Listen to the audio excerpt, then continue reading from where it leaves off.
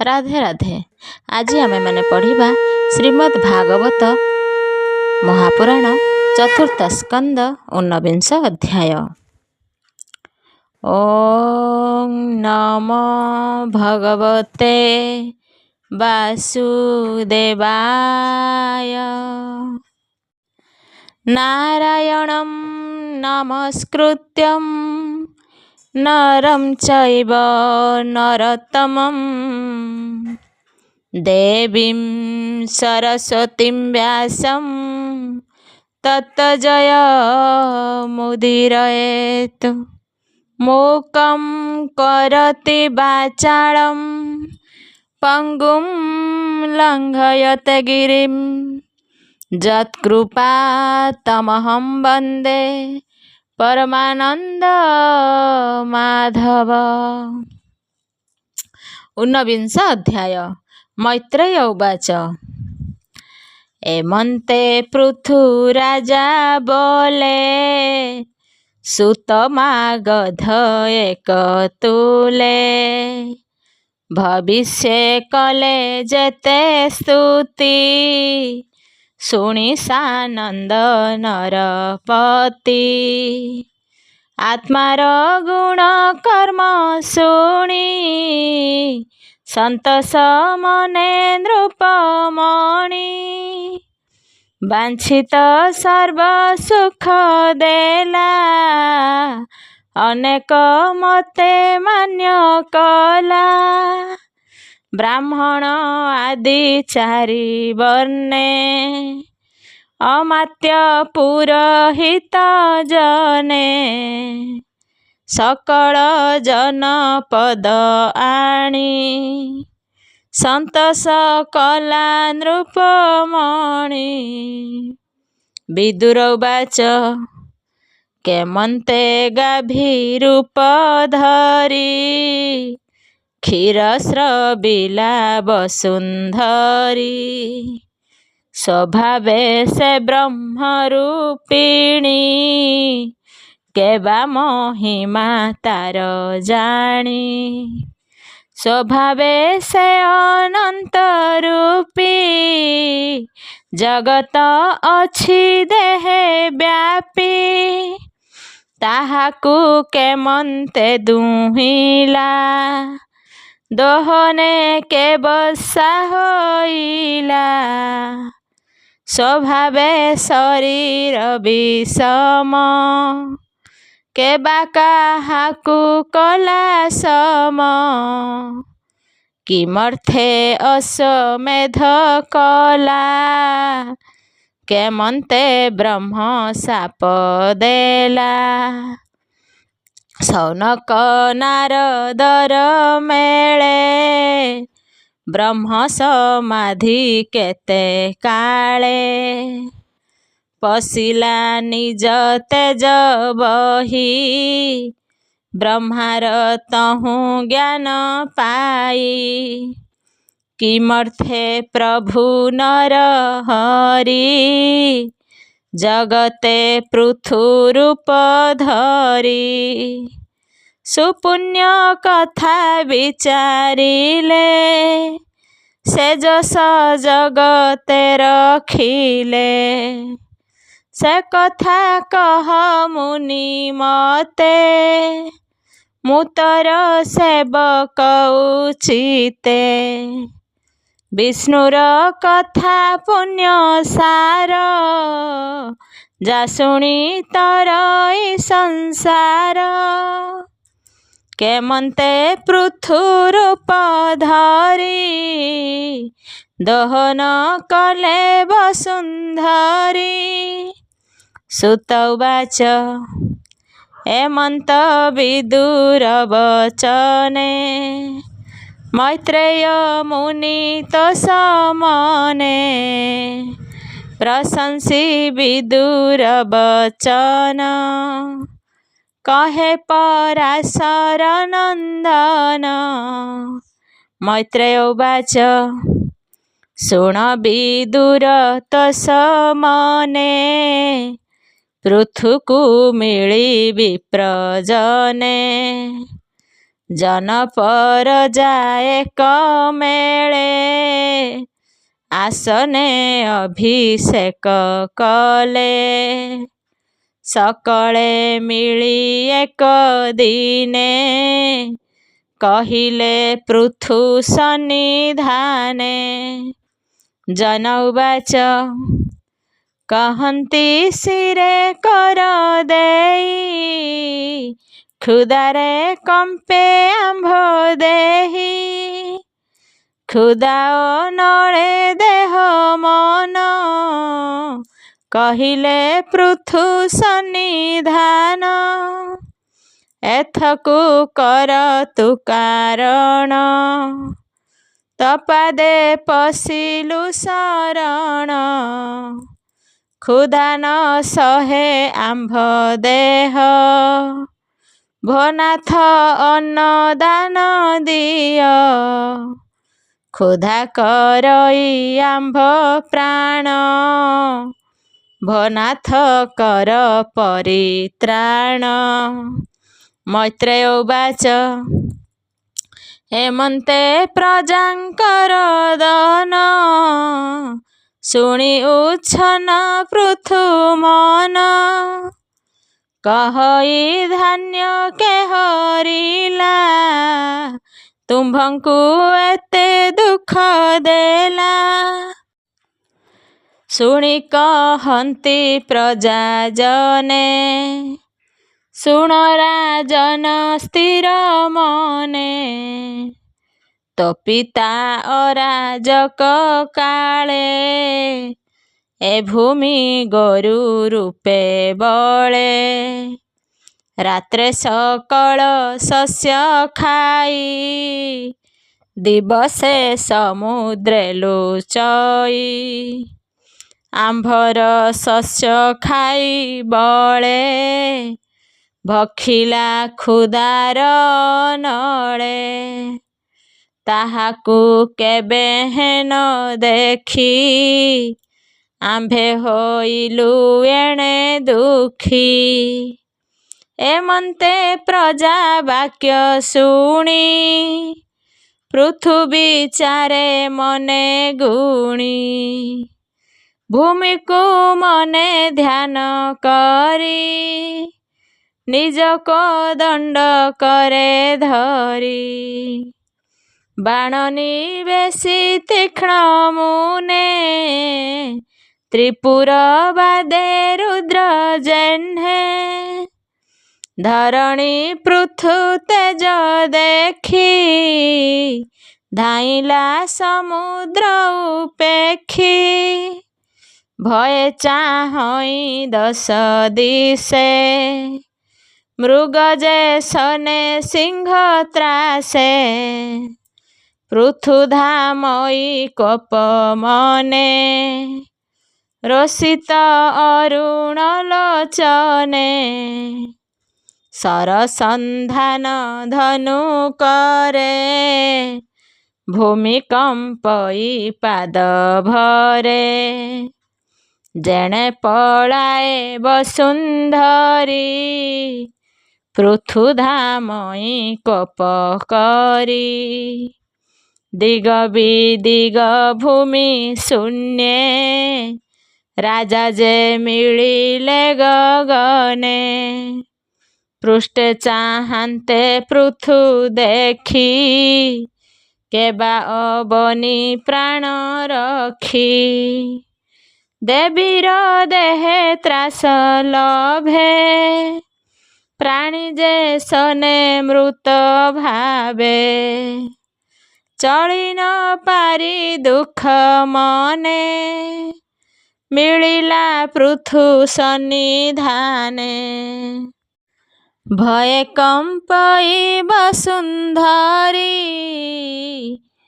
पृथु चरणे मान्य करी कहई मधुर वचन ईशत विकल वदन धरण उवाच तु महाविश्व ब्रह्म वेत्ता भूत भविष्य काल ज्ञाता ପ୍ରାଣୀ ରକ୍ଷଣେ ଜନ୍ମ ତୋର, ତୁ ନାଥ ଶରଣ ସୋଧର। କିମ୍ପା ଝିଙ୍ଗାସି ମତେ କର, ଅପରାଧୀ ନୁହଁଇ ତୁମ୍ଭର। ସ୍ତ୍ରୀ ଗୋବଧ ମୋର ହେଲେ, କେମନ୍ତେ ସମ୍ପାଦିବୁ ଭଲେ। ଏକ ମରଣେ ବେନି ଦୋଷ, ସଂସାରେ ହେବ ଅପଯଶ। ସ୍ତ୍ରୀଲିଙ୍ଗ ଅପଚୟ କଲେ, ପଣ୍ଡିତେ ନିନ୍ଦି ଭେଟି ଭଲେ। ତୁ ନାଥ କରୁଣା ସାଗର, ଦୁଃଖୀ ଦରିଦ୍ରଙ୍କ ସୋଦର। ଦଦରା ନାବ ପ୍ରାୟ ମୁହିଁ, ଏ ଭାରା ସହି ନ ପାରଇ। ମୋହର ମଲେ ଜଗତେ, ଏ ଭାର ରଖିବୁ କେମନ୍ତେ। ପୃଥୁରୁବାଚ ଶୁଣ ଧରଣୀ ମୋ ଉତ୍ତର, ତୁମଲେ ଡର ନାହିଁ ମୋର। ମୋହର ଆଜ୍ଞା ଭାଙ୍ଗୁ ତୁହି, ତୋର ମରଣେ ଦୋଷ ନାହିଁ। ତାତ ମରଣେ ଅରାଜକେ, ସକଳ ଶସ୍ୟ ଭୁଞ୍ଜି ସୁଖେ। ଖାଇଲୁ ଗୋରୁ ରୂପେ ତୁହି, ସଂସାରେ ଶସ୍ୟ ବୀଜ ନାହିଁ। ଅନ୍ନ ନଥିଲେ ପ୍ରଜାନନ, କେମନ୍ତେ ରଖିବେ ଜୀବନ। ପ୍ରଜା ନଥିଲେ ରାଜା କାହିଁ, ଏ ଘେନି ତତେ ମୁଁ ମାରଇ। ଦୃଷ୍ଟ ମାରଣେ ରାଜଧର୍ମ, ଏତ ସ୍ୱଭାବେ ରାଜକର୍ମ। ମୁଁ ଯେବେ ନ ମାରିବି ତୋତେ, ପ୍ରଜାଏ ବଞ୍ଚିବେ କେମନ୍ତେ। ବିଧାତା ସୃଷ୍ଟି କଲା ଯେତେ, ଅନ୍ନ ଜୀବନ ରକ୍ଷା ଅର୍ଥେ। ତୁ ମନ୍ଦ ବୁଦ୍ଧି ଦୁରାଶୟ, ମାୟା ଭିଆଣେ ବହୁ ଦେହ। ଏ ପ୍ରଜା ଆନନ୍ଦେ କେମନ୍ତେ, ବଞ୍ଚିବେ ଅନ୍ନ ଅପ୍ରାପତେ। ନାରୀ ପୁରୁଷ ନପୁଂସକେ, ପୀଡ଼ିତ ହୁଅନ୍ତି ଯେ ବାଲୋକେ। ତାହାଙ୍କୁ ରାଜା ନ ଦଣ୍ଡିଲେ, ସେ କି ସଂସାରେ ଥିବେ ଭଲେ। ତାଙ୍କ ମାରଣେ ଦୋଷ ନାହିଁ, ସଂସାରେ ଧର୍ମ କଥା ଏହି। ତୁ ମାୟା ଗୋରୁ ରୂପ ହୋଇ, ସକଳ ଶସ୍ୟ ବୀଜ ଖାଇ। ଅବଜ୍ଞା କଲୁ ଯେବେ ମତେ, ନିଶ୍ଚେ ଦଣ୍ଡିବି ଆଜି ତୋତେ। ତୋର ଶରୀର ତୀକ୍ଷ୍ଣ ବାଣେ, କାଟିବି ମୁଁ ତିଳ ପ୍ରମାଣେ। ବାଣେ ତୋହର ପ୍ରାଣ ହରି, ମୁଁ ଏବେ ମାୟା ଯୋଗ କରି। ବିସ୍ତାରି ମୋହର ଶରୀରେ, ଏ ପ୍ରଜା ରଖିବି ନିର୍ଭରେ। ଏମନ୍ତ କହି ହେଲେ କୋପ, ପୃଥ୍ୱୀକୁ ଦିଶିଲା ସ୍ୱରୂପ। ଏମନ୍ତେ ପୃଥୁ ରୂପ ଚାହିଁ, ଭୟେ କମ୍ପଇ ତାର ଦେହି। ପୃଥୁ ଚରଣେ ଶିର ଦେଇ କହଇ ଅଶ୍ରୁମୁଖୀ ହୋଇ। ପୃଥିବୀବାଚ ନମସ୍ତେ ପରମ ପୁରୁଷ ଗୁଣ ପ୍ରକାଶେ ତୋର ଦୃଶ୍ୟ ନିଜ ମାୟାରେ କ୍ଷୀଣ ହୋଇ ସଂସାର ହିତେ ବହୁ ଦେହି ସ୍ୱରୂପା ନଭେ ନବବୃତ୍ତି ଦ୍ରବ୍ୟକରଣ କ୍ରିୟାରତି ସକଳ କରୁ ମାୟା ବସେ ଭୂମି ଯେ ସନେ ଜଳ ଗ୍ରାସେ ସର୍ଜି ପାଳିଣ କରେ ଅନ୍ତ ଯେ ସ୍ୱୟଂ ପ୍ରକାଶେ ଜଗତ ସେ ମତେ ମାରିବାର ସଧେ ଧାମଇ ଉଦ୍ଧୃତ ଆୟୁଧେ କେବା ରକ୍ଷକ ଅଛି ମୋର ତୁ ନାଥ ନ କରୁ ବିଚାର ତୁ ନିଜ ମାୟା ତର୍କ ବଳେ ଜନ୍ତୁକୁ ସର୍ଜୁ ଜଗ ବଳେ ତୁ ନାଥ ଧାର୍ମିକଙ୍କ ଗୁରୁ କିମ୍ପା ନ ବୁଝି ମତେ ମାରୁ ଅନନ ପାଇ ପ୍ରଜା ଯେବେ ତତେ କହିଲେ ଅନୁଭବେ ତୁ ନାଥ ଜଗତ ଈଶ୍ୱର ଏତତେ ନୁହେଁ ଅଗୋଚର ତୁ ଆଦି ପଦ୍ମ କଳ୍ପ ଅନ୍ତେ ଶୂକର ରୂପେ ତୋଳି ଦନ୍ତେ ମତେ ସ୍ଥାପିଲୁ ଜନହିତେ ପୁଣି ସଂହାରିବୁ କେମନ୍ତେ କହିଲି ଏବେ ତୋର ଇଚ୍ଛା ଯେମନ୍ତେ କର ତୋର ବାଞ୍ଛା ତୁ ନାଥ ଜଗତ ଈଶ୍ୱର ଏତତେ ନୁହେଁ ଅଗୋଚର କହଇ ବିପ୍ର ଜଗନ୍ନାଥ ସୁଜନ ହିତେ ଭାଗବତ ଇତି ଶ୍ରୀମଦ୍ଭାଗବତେ ମହାପୁରାଣେ ପାରମହଂସ୍ୟାଂ ସଂହିତାୟାଂ 82କ୍ୟାଂ ଚତୁର୍ଥସ୍କନ୍ଧେ ପୃଥୁରାଜ ପୃଥିବୀ ସମ୍ପାଦନେ ନାମ ଊନବିଂଶ ଅଧ୍ୟାୟ।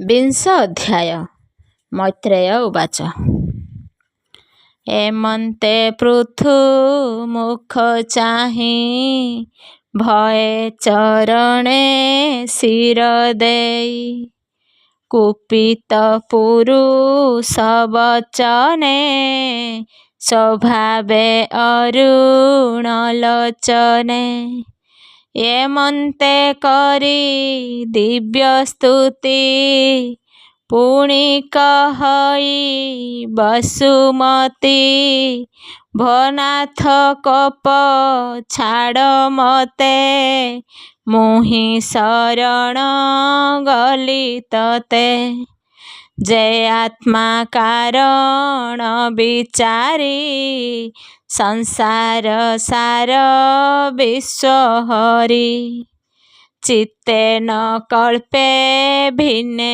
ଭିନେ ପୁଷ୍ପର ମଧୁ କର ଜହ୍ନେ ଯେ ସତ୍ୟୟଃ ପରଲୋକେ ସୁଯୋଗୀ ଜନ କହେ ମୁଖେ ଉପାୟେ ସେ ଫଳ ଭୁଞ୍ଜନ୍ତି ଉଭୟ ଲୋକେ ନାହିଁ ଭ୍ରାନ୍ତି ଏହା ଯେ ନ କରନ୍ତି ଚିତ୍ତେ ସେ ଯଶ କୀର୍ତ୍ତିଲଭିବେ କେମନ୍ତେ ବ୍ରହ୍ମା ଯେ ଥାଇ ମୋର ହିତେ ଶସ୍ୟ ସାମଗ୍ରୀ କଲା ଯେତେ ସେ ସର୍ବ ମୋର ଦେହେ ଥିଲା ଏମନ୍ତେ ତୋର ପିତା ମଲା, ଚତୁର ରାଜ୍ୟ ଅରାଜକେ, ଭବିଷ୍ୟ ଯଜ୍ଞ ରକ୍ଷା ଅର୍ଥେ। ଯେତେ ଔଷଧ ବୀଜ ଥିଲା, ଅରାଜ ଯୋଗେ ନାଶ ଗଲା। ରାଜା ବିଯୋଗ ସର୍ବଧର୍ମ, ଦୃଷ୍ଟେ ନାଶିଲେ ମନ୍ଦ କର୍ମ। କ୍ଷଣ ବିରୋଧ ଦୁଃଖ ସହି, ଭଖିଲି ଧେନୁ ରୂପ ହୋଇ। ସେ ସର୍ବ ଶସ୍ୟ ରସ ଯେତେ, କ୍ଷୀର ବର୍ଷନ୍ତି ମୋର ଗାତ୍ରେ। ଦହନ କର ତୁ ଜଗତେ, ଦୁଗ୍ଧ ସ୍ରବିବି ଧେନୁ ରୂପେ। କ୍ଷରିବି ସର୍ବ ଶସ୍ୟ ମୁହିଁ, ପ୍ରାଣୀ ଜୀବନେ ଯେଣେ ରହି। ମୁଁ ସର୍ବ କାମ ଧେନୁ ରୂପେ, ସ୍ରବିବି ସର୍ବ ଜନ ମୁଖେ। ତୁ ଏବେ ମୋତେ ରକ୍ଷା କର, ଧନୁ ଆୟୁଧ ପରିହର। ସୁଷମ କରି ମୋର ଗାତ୍ରେ, ମୁହିଁ ଯେ ଶନେ ଶସ୍ୟ କ୍ଷେତ୍ରେ। ସମ ହୋଇଲେ ମୋ ଶରୀରେ, ଶସ୍ୟ ଉଠିବ ନିରନ୍ତରେ। ହୋଇବ ନାନା ରୂପେ ଧାନ୍ୟ, ଜନ୍ତୁ ଏ କରିବେ ଅସନ। ଏମନ୍ତେ ଧରଣୀ ବଚନ, ଶୁଣି ସନ୍ତୋଷ ପୃଥୁ ମନ। ମନକୁ ବସା ରୂପ କରି, ଭାବେ କହଇ ଦଣ୍ଡଧାରୀ। ତୁ ଏବେ ସ୍ତନ୍ୟ ପାନ କର, ଯେମନ୍ତେ ସଞ୍ଚରଇ କ୍ଷୀର।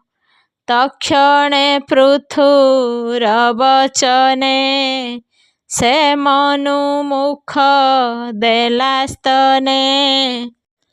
ପିବନ୍ତେ ସଞ୍ଚରଇ କ୍ଷୀର, ମେଘ ଯେ ଶନେ ବୃଷ୍ଟି ଧାର।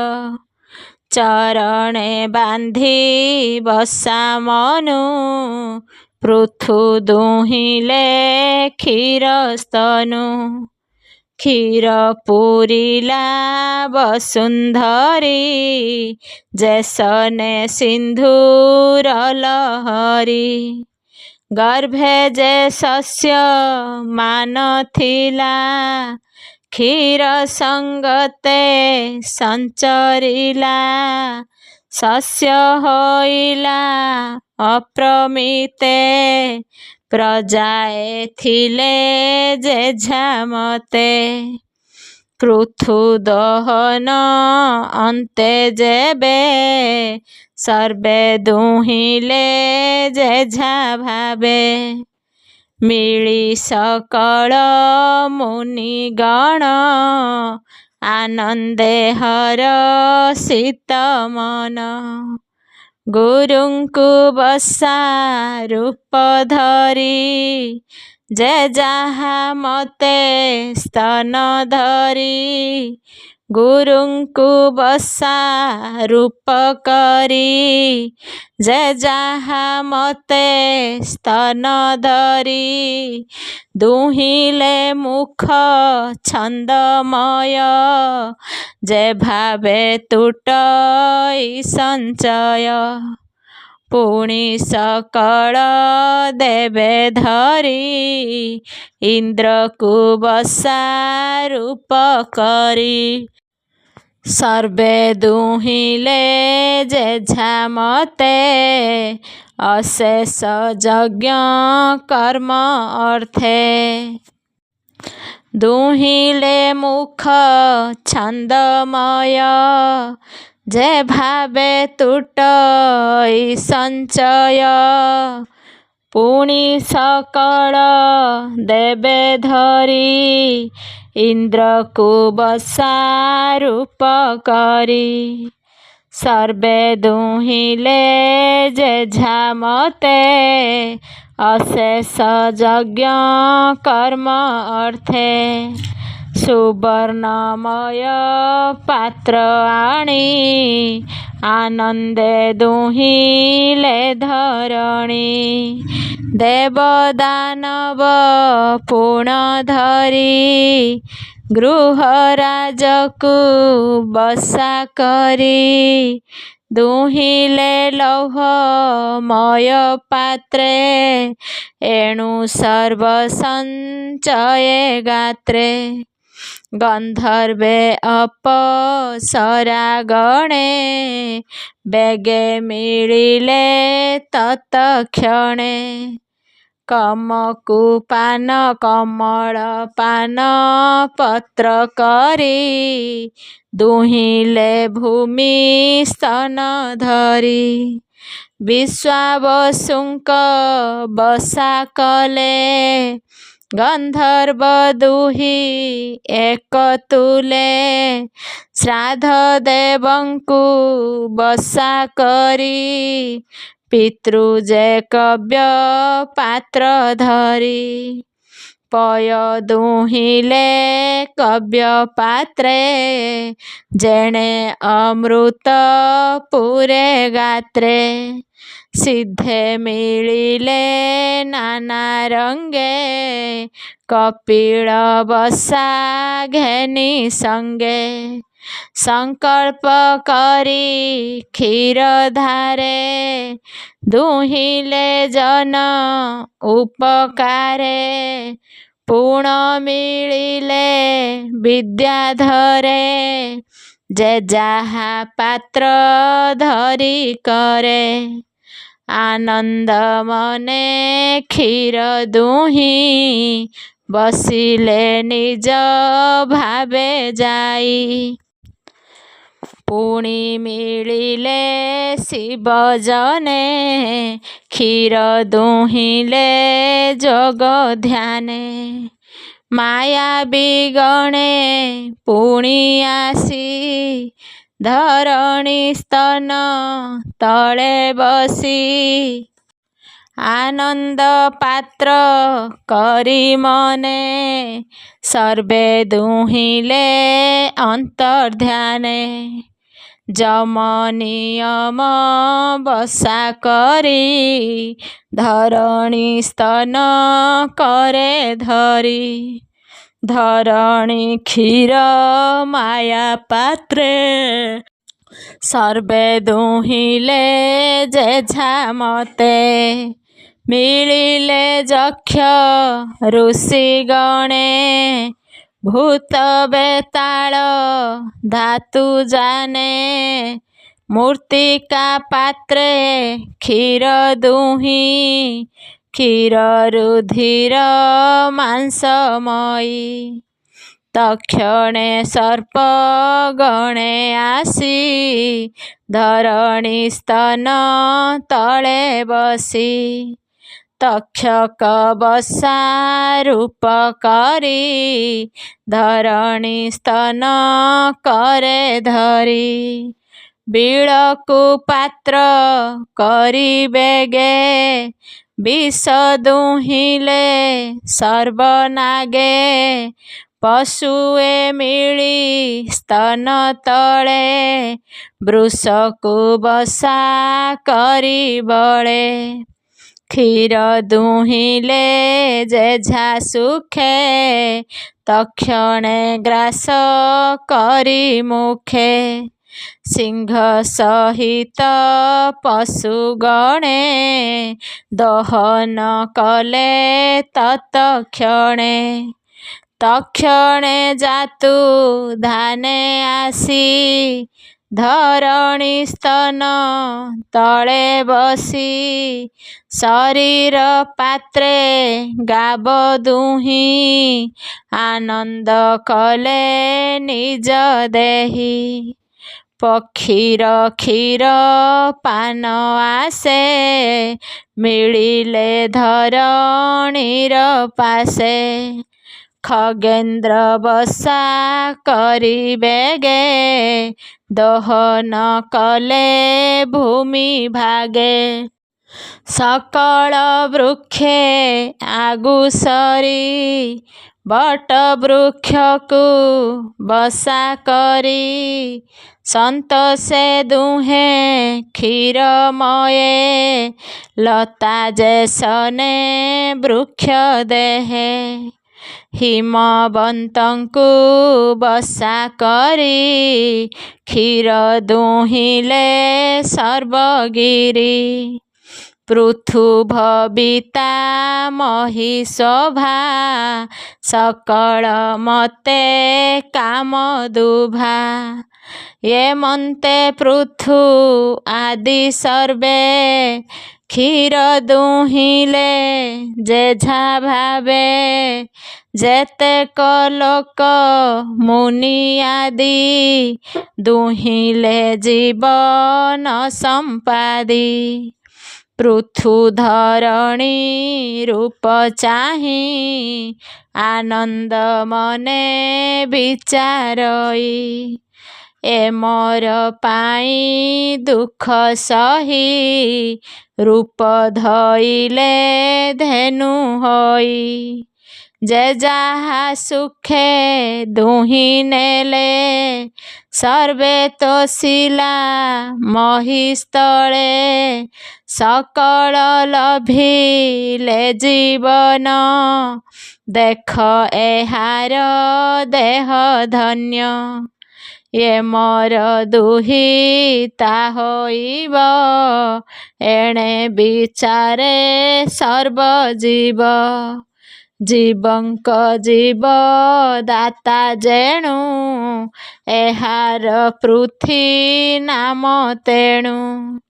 ହୋଇବ ଏ ମୋର ପ୍ରମାଣ ଏଣୁ ଏ ସଂସାର ଧାରଣ।